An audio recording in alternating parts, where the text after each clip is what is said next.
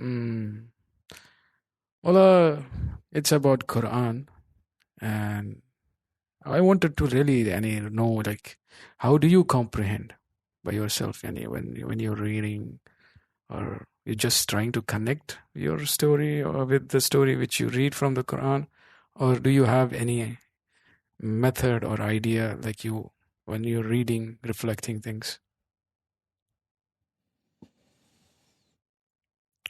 If you For don't mind. me, for me, I try to relate with my current situation. Mm-hmm.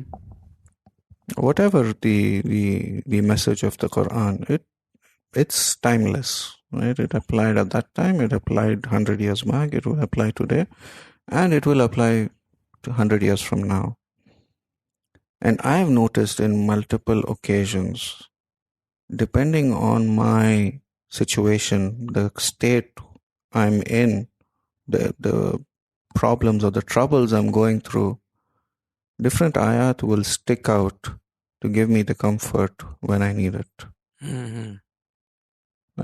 I'll be just playing, for example, Quran while driving. I won't be, 100% following each and every, ayah. It's happening in the background. Mm. But from that surah, from that recitation, there are 3, 4 ayahs which suddenly hit me. Then I realized, and I was like, yeah, this is something for me to find comfort in, you know, based on my current situation. Mm. It happens in both. It happens when you're going uphill, when you're going downhill also, Mm-hmm. you know. So that's one thing. And then of course, sitting with uh, with the scholars, with people of knowledge, Mm. learning from them again, that is very, very important Yeah. because they have much more experience in life in understanding this. They've studied this for multiple years together. So when you comprehend it on your own, it's basically one version of the statement which you are trying to relate with yourself. Now, if you go through the tafsir, you will realize, okay, this was revealed at so and so time for so and so. You will understand the context. Yeah.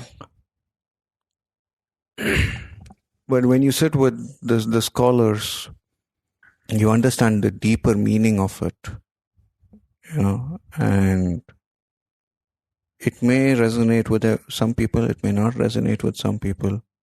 It all depends. Some in some cases, Ibrahim alayhi salam stories really, it shakes you up sometimes. Yeah. Especially when you're listening to Ustad Narman and how he details out each and every aspect of it, things which you never realized before. You never even you cannot even understand like how happened. Yani, sometimes Yeah, and this is deep, deeper study. deeper study. It's not in the word to word translations. You will not find this, or you will not realize it. Yeah. Uh, After research, understanding, connecting the dots, then when he brings out the whole thing, so you'll be like, wow, subhanallah. Well, the stories. The Surah Kahf was one of the stories where Musa alayhi salam's, I think I shared before also, where his current event happening with him, basically I think he was trying to, relate things to his life. And it's like, a story inside the story for me. The situation was like, for us, mostly we think it's all about knowledge only. But, when it comes to comprehension, like, there are ways to comprehend things. One of the ways is like, why did, uh, God ask Moses to meet him? Why was it so important? And as a prophet, he could have been given that wisdom. straight away. That, okay, see, you are not only the one in the whole universe or creation. There are people other than you who are smarter than you, better than you, or maybe knowledgeable than you. Straight away, it could have been explained to him or through the, wahi or revelation. But he asked him to go meet. Because, this is where to learn, you have to do so many things. Like today we call it like a pyramid, Dale's pyramid, something, which for learning you have to go, extra mile, not just reading. You have to go for visual, kinetic. If you teach, it will become much better learning process. When it comes to Moses, even when he was sent, maybe it is something to learn another level, make it more stronger, the study for him. And the story inside story was like, Moses had his own thoughts, thinking, I'm sure, he must be thinking like, why did this happen to me? Why did that happen to me? He must be having the same, situation with him. For example, his story for us, before meeting, Khidr alayhi salam, was about why did Allah ask his mother to put him, on the river, just leave it just like that. Don't ask questions. So anybody will think like that. Why would Allah ask? It's just not to make, miraculously, meet the king there. But there was a reason for him. And that is one of the issues he might be thinking of. Another issue was like, how come he just bumped up somewhere and met two women and the father of woman to get married, basically.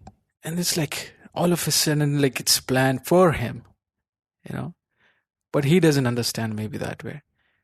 So the next story was, I think this is a story before going to woman, which is killing someone, which nobody understands. Like, why did he kill?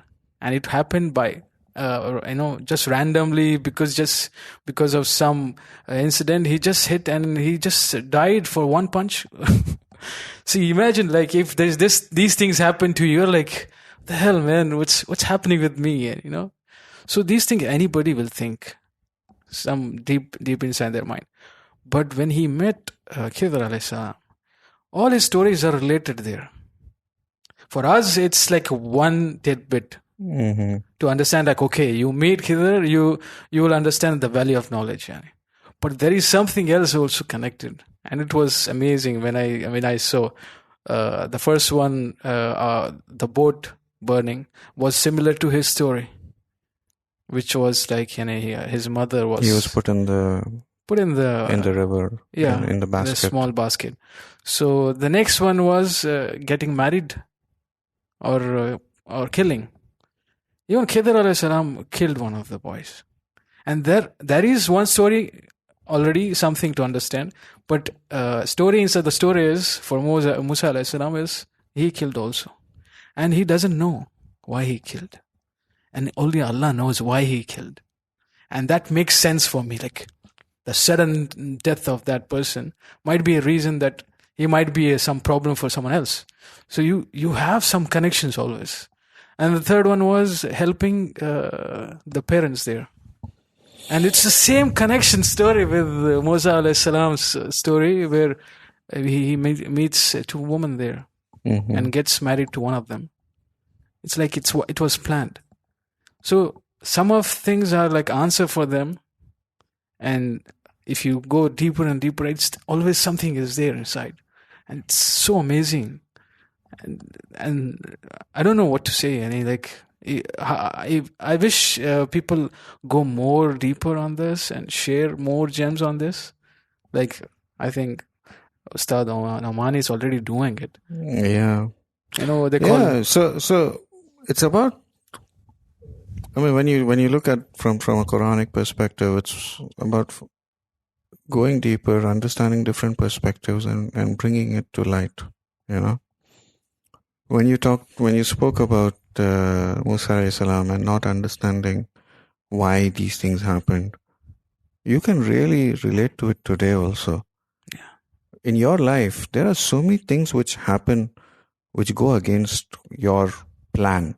You don't realize, you don't know why. Yeah. But 5 years down the line, if you look back, Yeah. you will say that was a blessing. Yeah. Because of that, this happened. Because of this happened.